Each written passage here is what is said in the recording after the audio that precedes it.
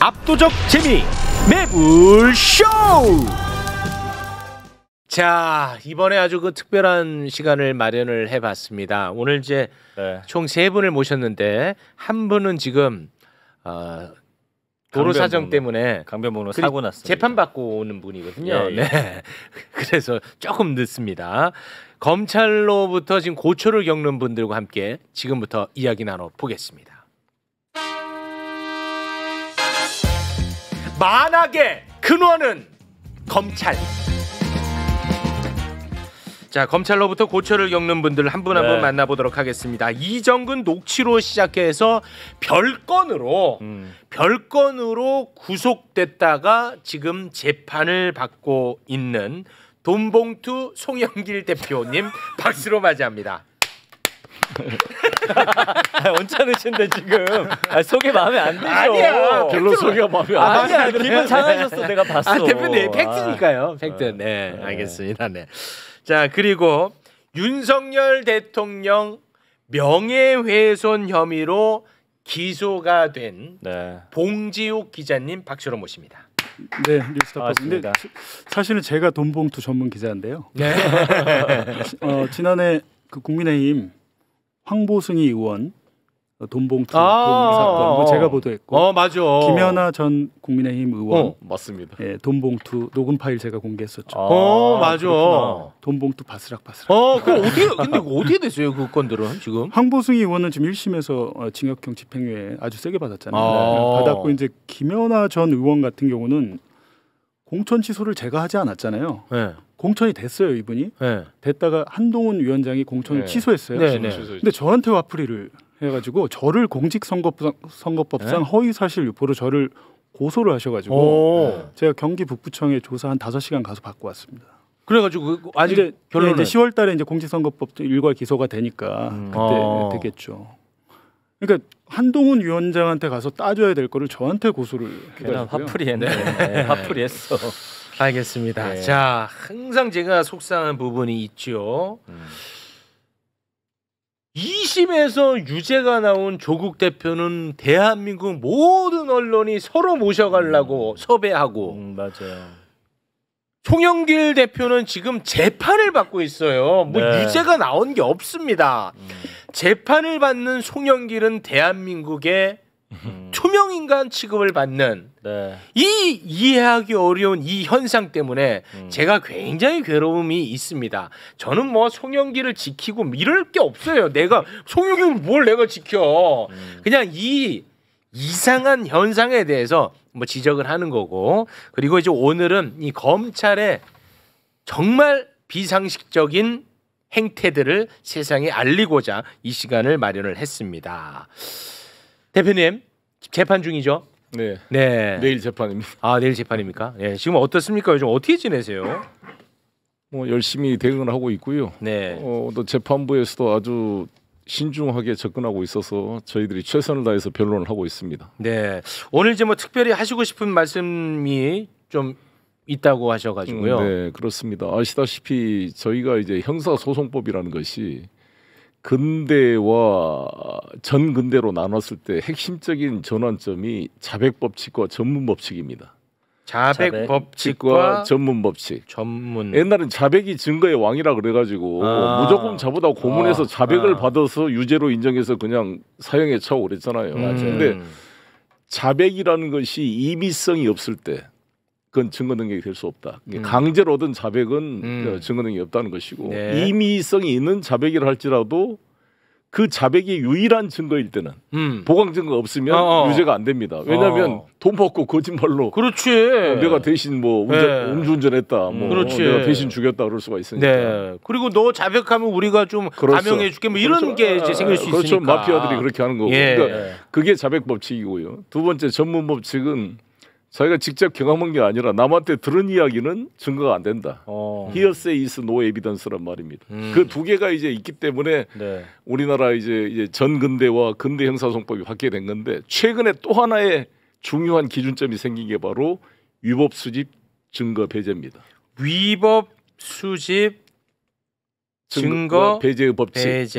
그러니까 위법하게 증거를 잡으면은 그거는 법정에 쓸 수 없다라는 거군요. 그렇죠. 우리 형사소송법 308조 2항에 이제 적용이 이제 명시가 돼 있는데 우리가 유명한 미란다 법칙이라는 게 있잖아요. 네. 이 미란다라는 사람이 사실 마약 밀매범이고 좋지 않는 친구예요. 네. 근데 이제 변호인을 선임할 고지, 진술을 거부할 수 있는 권리가 있다는 걸 고지하지 않고 얻은 진술은 증거 능력이 없다. 그래서 유명한 미국 그 미란다 판결이 돼서 이게 전 세계에 퍼지게 된 거죠. 네. 근데 이와 비슷하게 지금 된 게 이제 요즘 같은 디지털 시대에는 네. 이 핸드폰을 가지면 모든 정보가 다 들어가 있으니까 네. 여기에 피의 사실과 관계되지 않는 증거를 싹 갖다가 지금 쓰고 있는 게 이 윤석열 검찰이거든요. 네. 여기 뭐 뉴스타파도 마찬가지고 네. 이진동 기자도 그렇게 했고 네.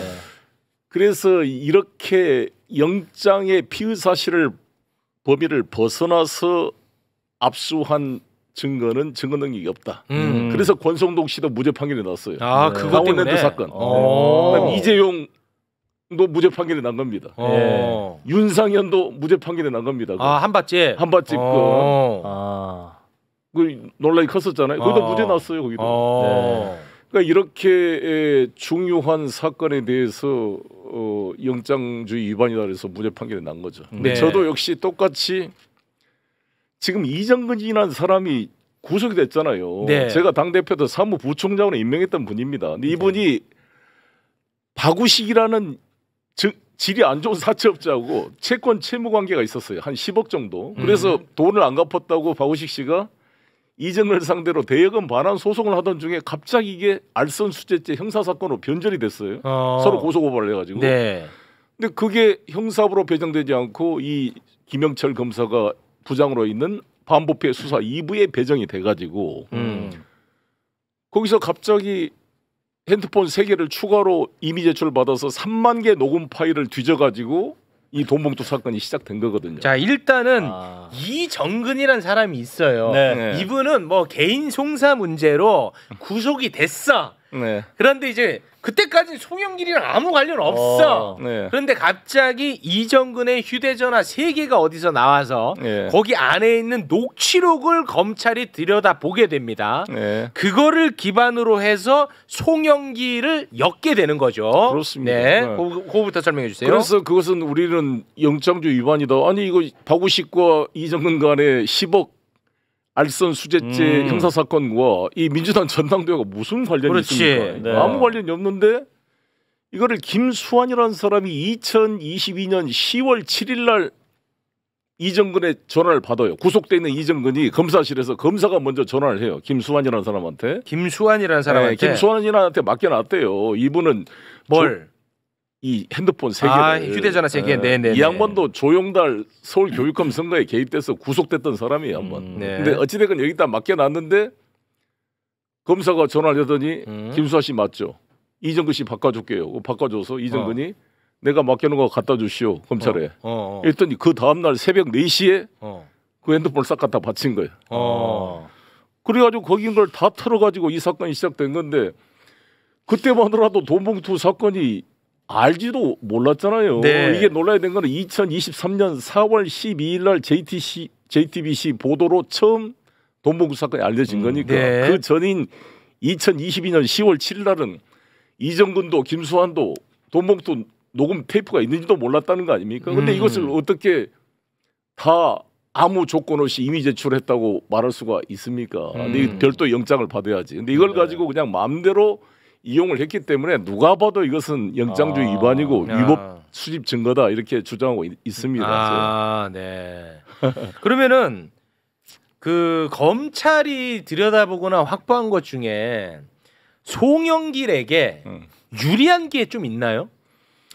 그러니까 검찰의 주장에 좀 배치되는 것들. 이게 그래서 이렇게 된 겁니다. 네. 지금 이 3만 개나 되는 녹음 파일을 검찰이 자기들한테 유리한 것만 뽑아서 지금 제출한 거잖아요. 네. 우리가 3만 개를 다 볼 수가 없으니까. 그렇죠. 나한테 유리한 것도 있을 텐데 우리가 알 수가 없죠. 그래서 그 목록을 다 내놓으라 그랬어요. 네.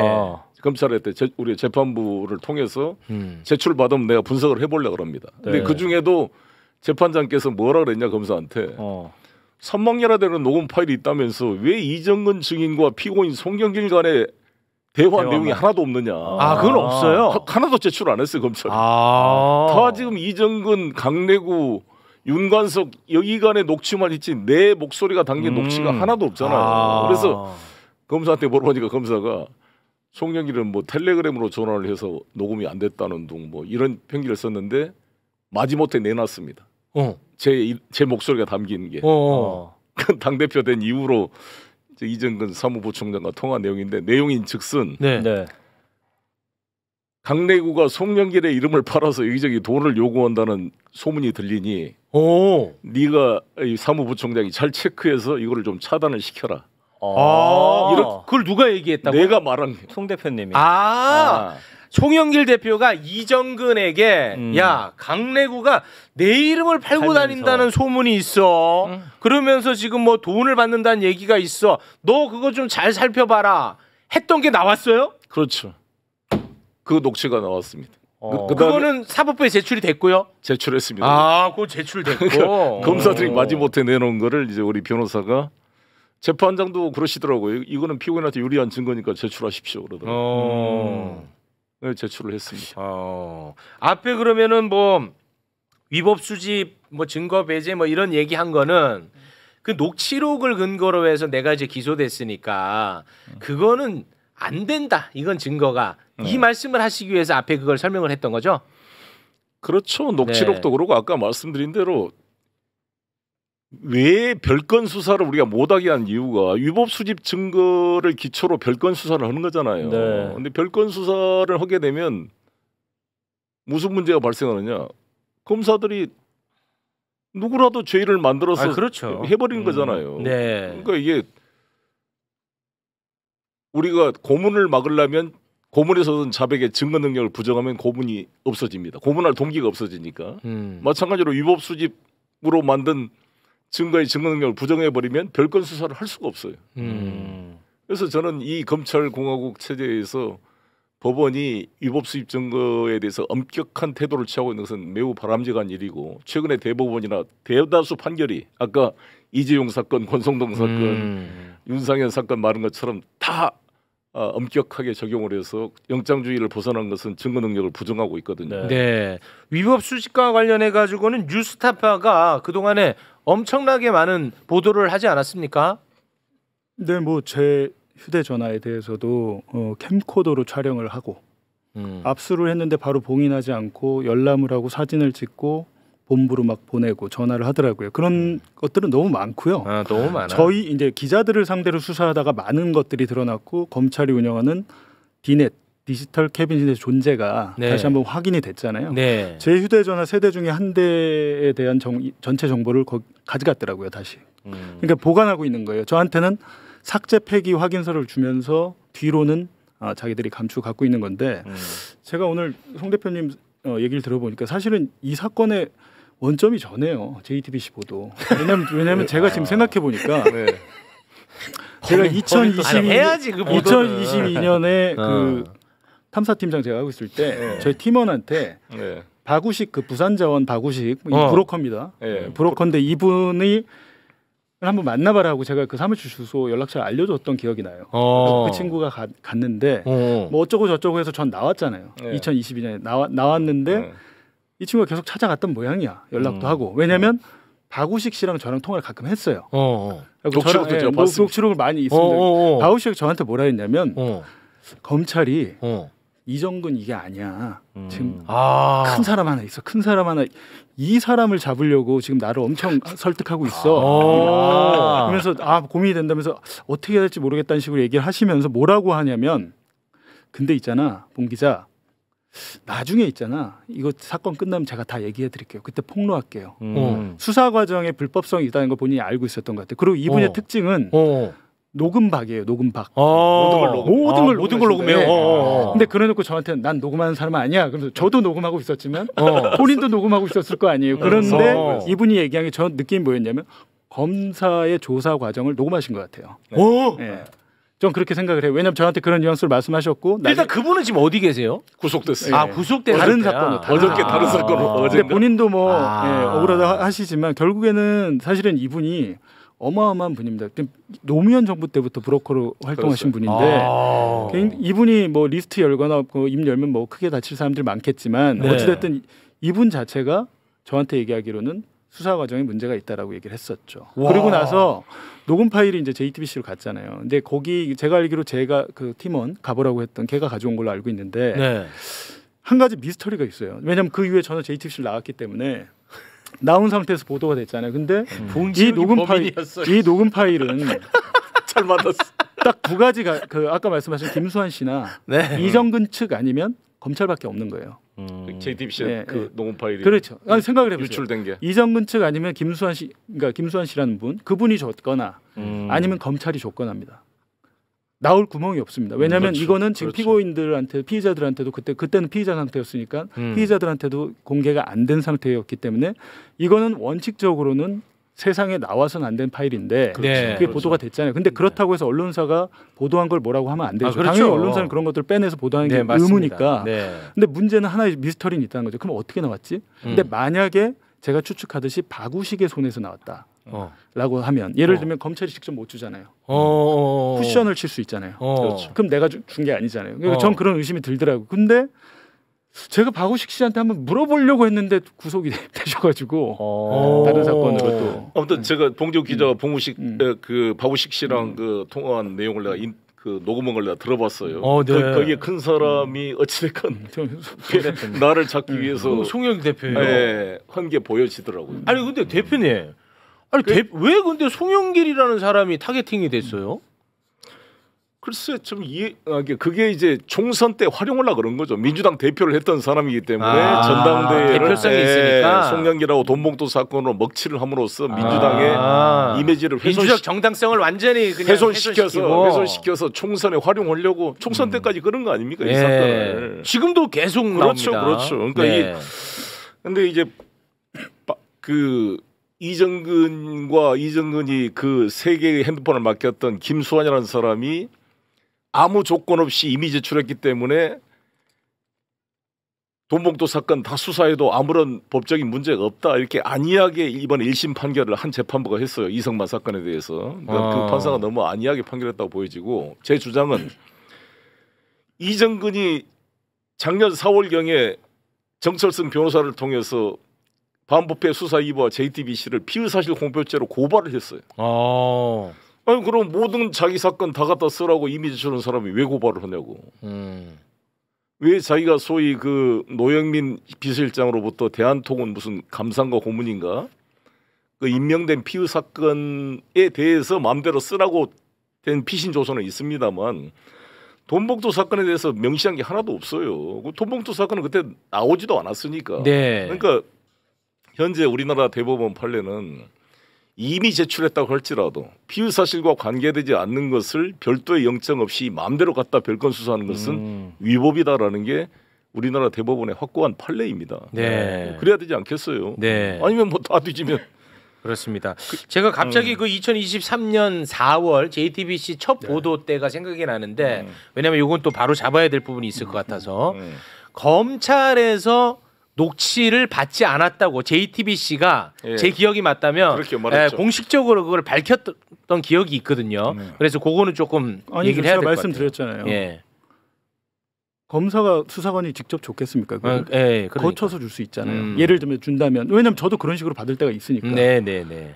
근데 그건 아다르고 어다른 거죠. 네, 그렇긴 하죠. 이거는 상식적으로 봤을 때 이정근 측 아니면 검찰밖에는 갖고 나올 데가 없다라는 건 상식적으로 생각할 수 있는 것이 이제 이정근 측은 지금 말씀하셨듯이 JTBC를 고소했습니다.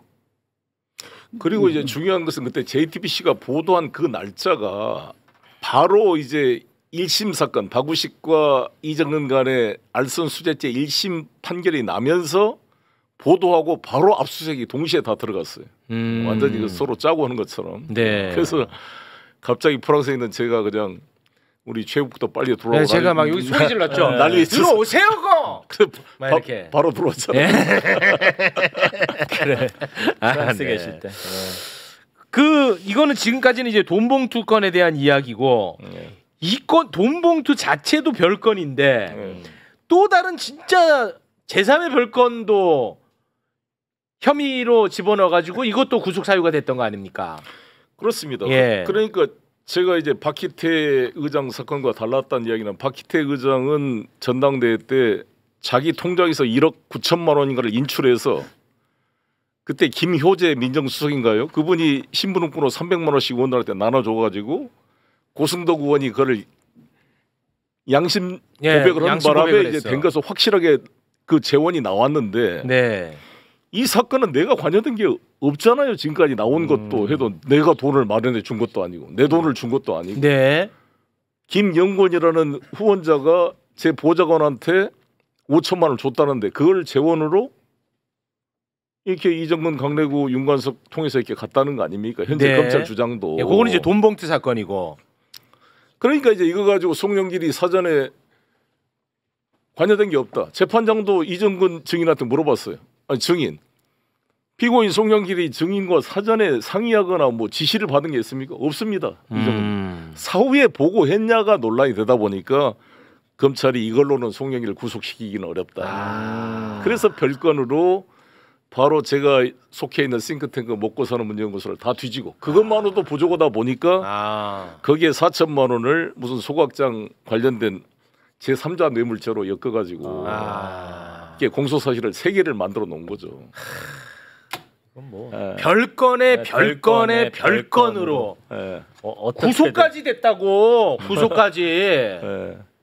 자, 말씀드리는 순간 검찰의 저승사자 등장하셨습니다. 이분은 채널A 사건 그리고 고발 사주 사건에 대해서 감찰을 하려고 했던 분입니다. 네. 감찰을 하려고 하자 당시 윤석열 총장으로부터 인간적 모멸감까지 느껴야 했던 외유내강 비윤의 한동수 전 대검 감찰부장님을 박수로 맞이합니다. 반갑습니다. 아유, 네.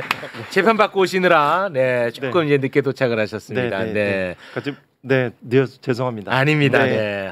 진짜 이분은 외유내강이야. 저렇게 웃고 계시지만 아주 무서운 분입니다. 자, 잠깐 그 숨 고르는 시간을 제가 좀 드리도록 하겠습니다. 이분이 얼마 전에 심우정 검찰총장 인사청문회 때 국회에 나가서 와, 검찰에 그냥 진짜 박살을 내버렸습니다. 대박이었어요. 심지어 그 청문위원으로 앉아있는 여야 할 것 없는 검사 출신들도 현장에서 그냥 박살 내버렸습니다. 여야 할 것 없습니다. 그 장면 영상으로 보고 오겠습니다. 저는 오늘 후보자 청문을 보면 검찰은 변하지 않을 것이다. 본질은 변하지 않을 거라는 생각을 합니다. 3가지 사례만 얘기하겠습니다. 도이치모터스. 제가 읽어본 그 언론의 보도와 그 자기 계좌를 이용하고 많은 20억이 넘는 이익을 받고 매수 주문을 하면 이건 주범입니다. 단순한 방조범이라고 어느 의원이 해석해서 제가 놀라겠는데요. 그거 기소해야지 검찰 내 수사권 유지가 되는 거죠. 그 한 부분이 있고요. 또 하나는 그 명품백 사건. 이거 공정하게 구성되지 않습니다. 그 절차가 편파적입니다. 일반 시민들은 알선수재, 나아가 뇌물죄라고 생각합니다. 왜 시민들이 일반 시민이 생각하는 결정과 달라집니까? 또 하나 특수활동비. 왜 이렇게 얘기가 많습니까? 자료 공개하십시오. 거기에 저는 감찰부장의 경험에 비추어서 그게 본래 용도대로 쓰여진 사례가 극히 드물다고 생각합니다. 여기에 그 유상범 간사님, 또 곽규택 위원님, 또 주진우 위원님, 또 이성윤 위원님, 박근택 위원님 다 검찰 출신 국회의원들이죠. 네. 거기 본래 용도대로 쓰신 분들 없습니다. 잘 공개하십시오. 네네. 정리해 주시죠. 그러면은 불필요한 논쟁들이 다 없어집니다. 검찰 개혁의 핵심은 기소와 분리입니다. 독일의 검찰은 그 수사권을 가지고 있지만 수사 인력이 없습니다. 우리나라는 6천여 명의 검찰 수사관들이 존재하죠. 물적 시설도 존재하죠. 그걸 아까 뭐 수사권에 뭐가 있다라고 이렇게 관념적으로 형식적으로 말씀하시는데 실제 독일 검찰들은 그렇게 않습니다. 수사 인력이 없습니다. 물적 장비가 없습니다. 법과 원칙 아무리 얘기하는데 왜 기록도 공개하면서 사건들 모르고 왜 그런 얘기를 합니까? 국민 앞에 그렇게 오만하고 정직하지 못한 행위를 전 이 순간에도 듣고 있습니다. 야, 대단. 와, 야, 이 영화의 한 장면이야. 네. 우리 대표님 어떻게 보셨습니까? 그래서 정말 외유내강, 외유내강. 정말 선비같이 점잖으신 분이. 네. 그러니까 설득력이 훨씬 커진 것 같아요. 그러니까요. 특히 또 판사 출신으로 감찰부장을 직접 하면서 윤석열 총장을 경험한 분이었기 맞습니다. 때문에. 네. 제가 책을 감옥에서 줄을 끄면서 다 읽었어요. 무슨 책을요? 우리 한동수 부장이 쓴 책이 있습니다. 그 책 보여주세요.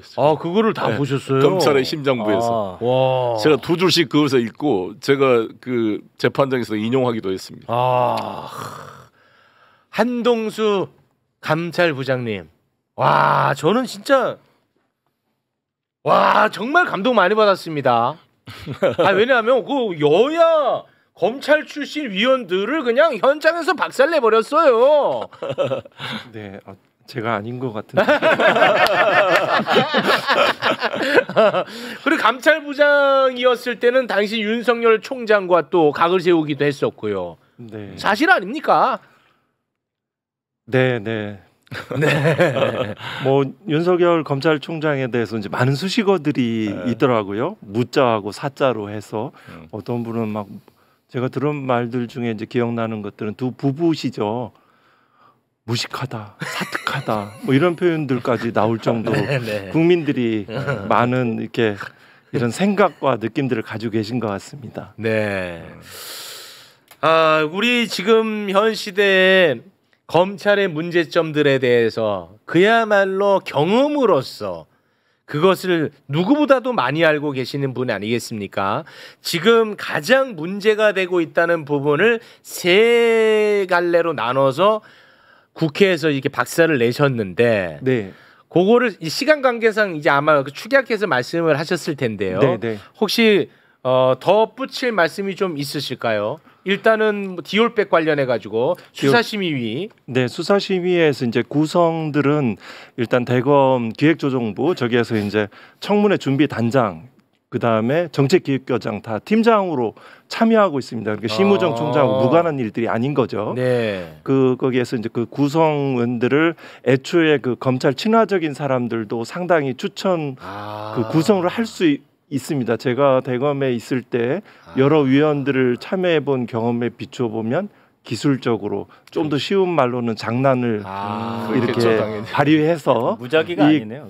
그렇죠. 실질적으로 예를 들어 가상적으로 추첨이 된 분한테 전화를 해서 출석하실 건지 안 하실 건지 그 과정에서도 충분히 전달이 될 수 있죠. 그래서 저는 뭐 이거는 단순한 추측이 아니고 뭐 한명수 전 총리 사건이든 채널A 사건이든 수사심의 그 구성들을 하는 그 과정에서 여러 가지 공정하지 않다. 기본적인 풀 자체도 그렇지 않고 구체적으로 하는데도 또 그렇고 이 사건 같은 경우에는 그 어느 일방 당사자의 의견만 듣고 있잖아요. 그렇습니다. 수사팀도 그렇고 또 변호인이 와서 다 무혐의를 주장하는 분들만 그 정보된 자료 속에서 위원들이 이야기를 하게 되는 최재형 거죠. 목사는 들어오지도 못하겠어요. 그렇죠. 예를 들어서 그 디올백 자체가 그 실제로 그 건네준 이 전달한 교부한과 현재 제출된 동일한 물건인지 문제 국민들이 이제 의심을 가지고 의혹을 가지는 상황에서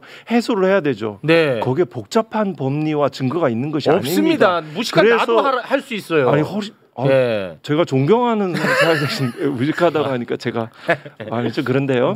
그 예를 들어 그래서 제가 직접 민주주의 이거는 국민들이 아주 일반적인 상식을 가진 분이라면 충분히 이해하고 좋은 결정을 내려줄 수 있습니다. 알선수재, 뇌물, 청탁금지법 복잡하지 않습니다. 그렇습니다. 아니 그러면은 지금 이원석 총장 같은 경우에는 수사심의위를 본인 직권으로 이거를 이제 연 거 아니겠습니까? 그리고 여기서 이제 불기소 권고 결정이 나오니까 수심이 뒤에 딱 숨어요. 그거 비겁한 거 맞죠? 네, 동의합니다. 예. 그 처음 자체도 이제 수사심의의 결정을 존중한다. 관여하지 않는다. 기존의 그 검찰의 수사팀이 증거와 법리에 비춰서 충실하게 수사를 했다. 뭐 이런 소모적 논란을 해소하겠다. 그 기조부장한테 맡긴 거죠. 정기과장 해라. 그럼 그 기조부장 자체는 과거 윤석열 총장 징계 국면과 이 속에서 많은 역할을 하였던 것이죠. 그러니까, 세부적으로 보면 그 당시 특활비 내역도 한번 살펴보고 싶어요. 누구에게 누구에로 갔는지. 그러니까 수심위에 대해서 이원석 총장이 나는 전혀 관여하지 않았다라는 것조차도 네. 그 말조차도 비겁한 변명이라고 보시는 겁니다. 그렇죠. 그 기본적인 생각은 그 하나의 생각인데요. 네. 그 검찰의 검찰고 윤석열의 검찰 제가 이런 그 개념들을 만들어 보았는데요. 네. 최소한 검찰 수사권이 유지되기 위한 어떤 외관을 그 가져가기 위한 그 정도의 요식행위 네. 이렇게 봅니다. 그리고 이제 또 하나는 도이치모터스 건을 문제 삼으셨는데 네. 이게 지금 내일 모레 12일이면은 그 도이치모터스 전주 네. 손모 씨 네. 2심 결과가 나오지 않습니까? 네, 네. 만약에 거기서 손모 씨가 무죄면 검찰이 거 봐라. 손모 씨도 무죄인데 김건희 전주도 무죄 아니냐. 이렇게 갈 것이라는 게 대체적 평가입니다.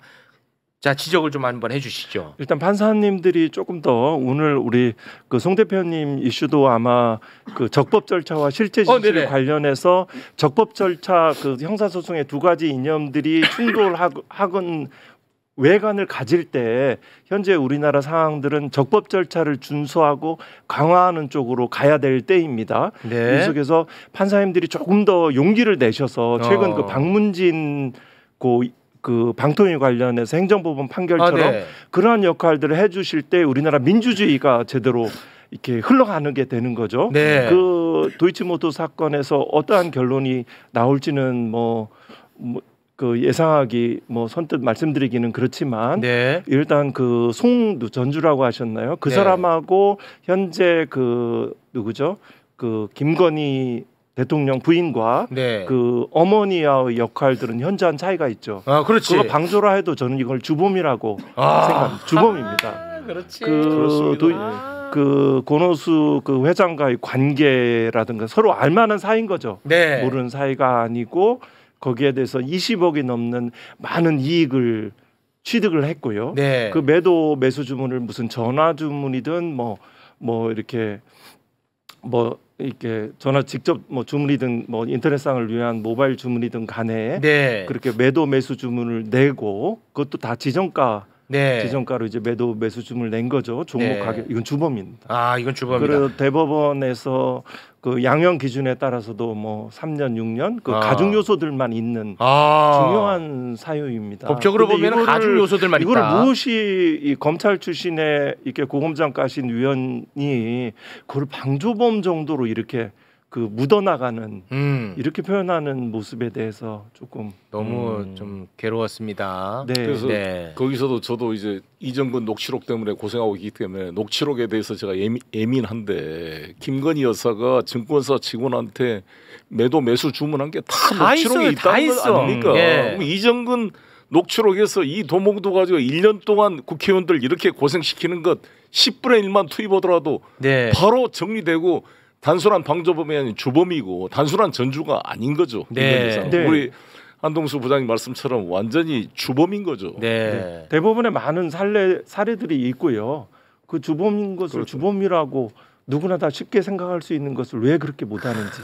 더구나 이원석 총장이 증권거래소를 방문해서 주가 조작 혐의를 하는 것은 아예 일벌 100개로 폐가 망신한 것을 보여주겠다고 그렇게 호언장담했던 이원석 총장입니다. 맞습니다. 정말 초라한 모습으로 은퇴하는데.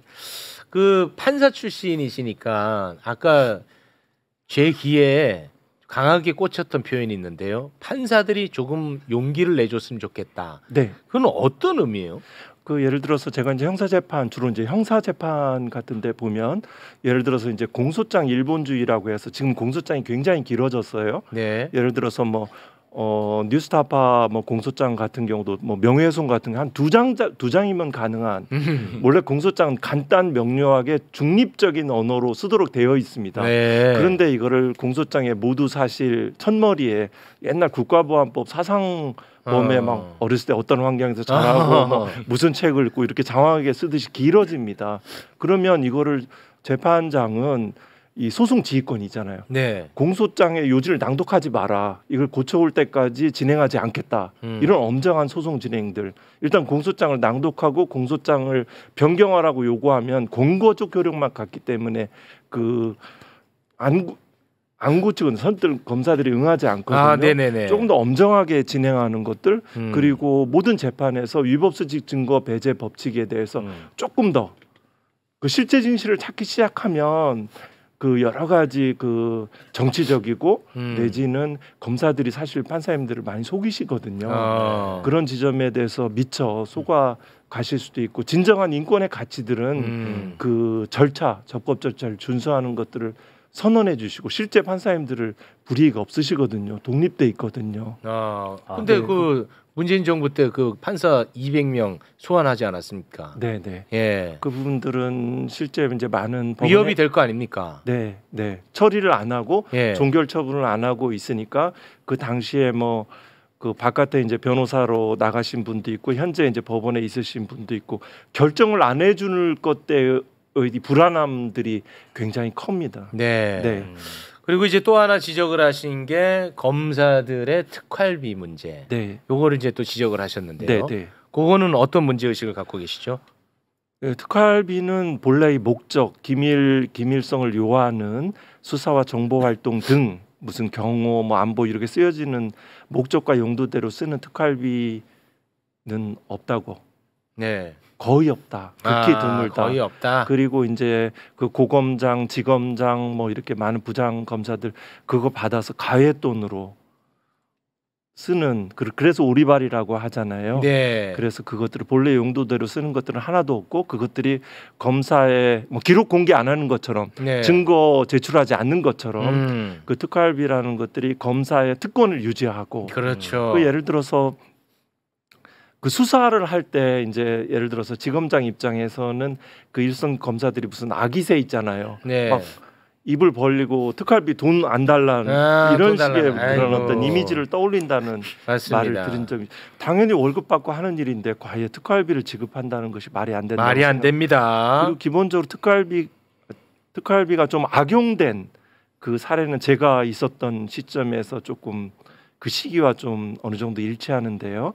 그 어떤 이 정치적인 수사를 담당하는 수사팀들에게 많은 특활비가 되고 이른바 윤사단이라고 분류되는 검사들에게 과도한 하게 되고 그거는 기본적으로 검사의 공정성과 수사의 그 중립성들을 해치게 됩니다. 검사 맞습니다. 영혼을 이 손상을 뇌물이죠. 뇌물공이 돼 있어요. 때문에.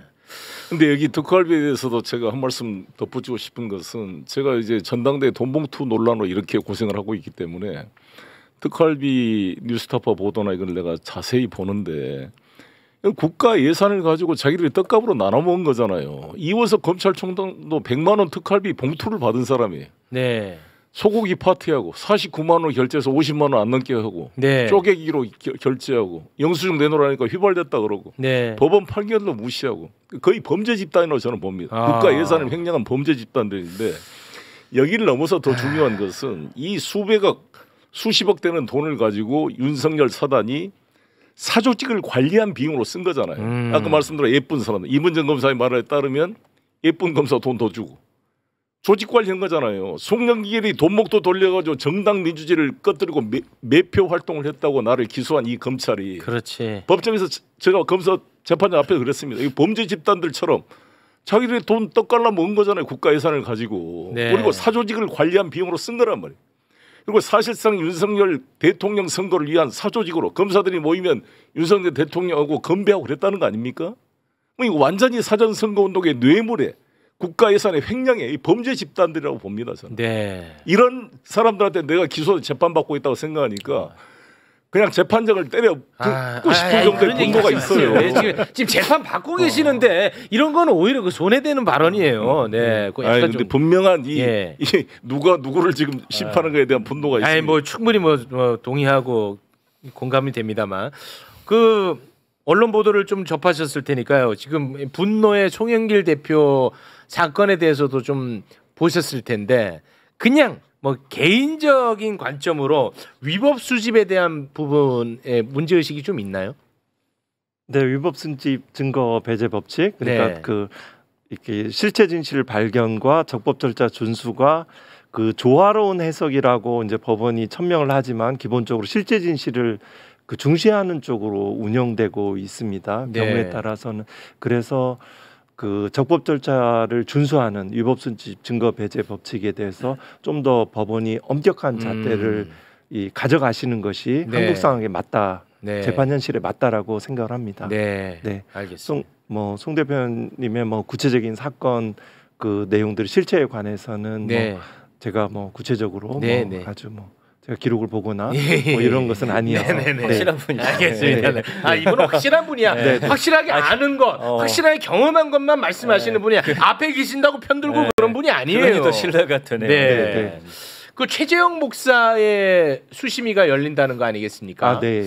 그거는 어떻게 좀 기대를 거는 입장입니까? 아니면 그것도 기대가 안 되는 입장입니까? 아까 이야기 들었을 때는 저는 기대가 전혀 안 되는데. 네, 뭐 그 수심위를 그 운영하는 그 기조부의 그런 어떤 경험과 기술들이 그전이 그런 유지되는 상황에서 이루어지고는 있지만 네. 기본적으로 저는 그 구성 자체가 좀 더 공정하게 이루어지면 네. 거기에 있는 그 위원들이 그 발언들을 해주실 수 있으리라고 네. 조금 낫다. 아, 그 조금 내부적인 나아요? 목소리들 그 결론에 있어서는 네. 뭐 크게 바뀌지는 않을 거라고 네. 이렇게 생각합니다. 아, 그렇군요. 네. 아니 근데 그 이 얘기가 하나도 안 나오던데 저희 뉴스타파의 그 법조 전문 기자가 있습니다. 뉴스타파에 네. 경향신문 법조 기자 출신 이제 그분이 말씀하시기를 우리나라의 검찰수사심의위원회가 검찰이 관리를 하잖아요. 네. 검찰이 관리를 하잖아요. 네. 근데 처음에 만들 때 일본의 모델을 따라서 했다라고 했는데 네. 일본에는 검찰이 수사심의위원회를 관리하지 않습니다. 아 그래요? 일본에는 법원에 있어요. 아 그래. 그래갖고 검찰 수사심의위원회가 검찰 심사회, 네, 검찰 심사회. 검찰 심사회란 이름으로 법원 건물에 들어가 있어요. 그리고 그렇다면 그 위원들을 어떻게 뽑을 것이냐? 풀을 구성하지 않습니다. 무작위로 국민들한테 보내서 국민들 중에 뽑아요. 이렇게 해야 되는데 말씀하셨듯이 그 풀을 첫 번째 검찰이 관리하고 있는 한 이 풀을 아무리 공정하게 한다고 해도 네. 안 된다. 이번에 이 건은 서울중앙지검에서 그리고 안 했더만. 되고 뭐 아시겠지만 제가 알기로 최재형 목사님 그 영상 녹화에서 진술한 걸 틀어줬다고 그랬잖아요. 네. 그 위원들은 그 심각한 정보의 비대칭 속에서 판단할 수밖에 없잖아요. 네. 최재형 목사 안 불렀잖아요. 안 불렀어. 정보의 비대칭 상황에서는 당연히 그렇게밖에 결정할 수 없죠. 그러니까 제 생각에는 정치권에서 설계 자체를 다시 해야 돼요. 폐지하고 법원이 관리하게. 그러네. 네. 너무 당연한 얘기네. 너무 당연한 얘기인데 이 얘기가 이제 안 나오는데 네. 저희 이범준 뉴스타파 이범준 기자가 네. 처음 지금 이거 취재를 하고 있어요. 그러니까 이 부분에 대해서 언론도 그렇고 정치권도 그렇고 그런데 너무 상식적인 얘기잖아요. 네. 왜 검찰이 합니까 이거를? 그러니까. 검찰의 잘못을 지적해야 되는 것인데 그렇지. 법원에 있어야죠. 네. 근데 이거 당연한 네, 얘기. 그때 검찰 그 청문회 때 심지어 일본보다 못합니다라는 것은 이 검찰 심사회를 제가 생각하고 말씀을 그 드렸던 말씀이었구나. 거고요. 그러니까 이름 자체도 그리고 수사심의가 아니라 기본적- 검찰 심사회가 맞는 거예요. 검찰이 잘하는지 못하는지 판단하는 국민이 판단한다는 거죠. 그리고 이건 행정처분이잖아요. 최종 결정하는 데가 아니죠. 네. 이렇게 많은 국민들이 한 70% 정도가 유죄라고 보는 데에서는 마땅히 기소를 해서 네. 무죄 추정을 받는 피고인으로서 기소를 해서 사법부의 판단을 받아봐야죠. 네. 그게 국민에 대한 자세이죠. 아유, 맞습니다. 특별하게 전문적인 증거와 법리가 필요한 사건이 아닙니다. 맞습니다. 아유, 이 고맙습니다. 검사보다 일반 국민들이 더 판단을 잘한다고 저는 생각합니다. 네. 아유, 너무 고맙습니다. 네. 자, 시간이 많이 지나서 오늘은 여기서 네. 마무리를 짓도록 하겠습니다. 이 팀으로 한번 녹화로 한번 좀 진행을 하면 더 밀도 있는 내용이 나올 것 같다는 생각이 듭니다. 네. 오늘 함께 해주신 세 분 너무 감사하고요. 우리 송영일 대표님 아무튼 뭐 힘내세요.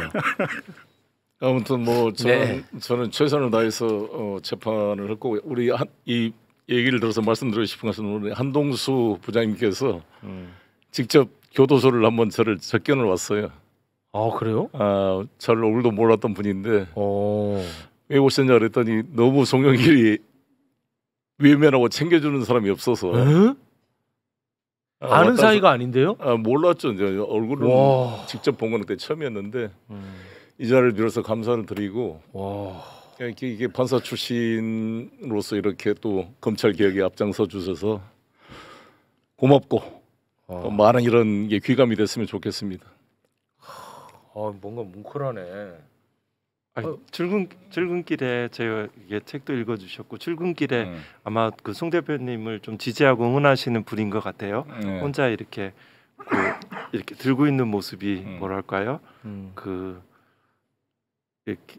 이렇게 좀 마음이 좀 그렇더라고요. 그 자제분도 좀 생각나고 혼자 있으신 것 같아서 한 뵙고 싶었습니다. 댓글에서 그 책 제목이 뭐냐고 좀 물어보시는데 검찰의 심장부에서 책입니다. 검찰의 심장부에서. 네. 너 뭐 챙기는 거니? 저분 뭐 팩트로 조지는 분인데 챙긴다고 있습니까? 예. 알겠습니다. 뭔가 좀 뭉클하네요. 그러게요. 알겠습니다. 근데 그 말이 좀 슬프다. 한동수 부장님이. 판사님들이 용기를 좀 내달라고 하는데 법에 판결을 내리는데 용기를 내야 된다. 용기까지 있어야 된다는 이 현실이 참 가장 좀 그러네요, 마음. 그렇습니다. 힘내라 송영길 착한 남자 10,000원 보내주셨습니다. 전액 사회 기부하겠습니다. 10,000원으로 힘이 날까 모르겠습니다만 아무튼 전액 사회에 기부하도록 하겠습니다. 세 분과는 여기서 인사 나누겠습니다. 세 분 진심으로 고맙습니다. 대단히 감사합니다.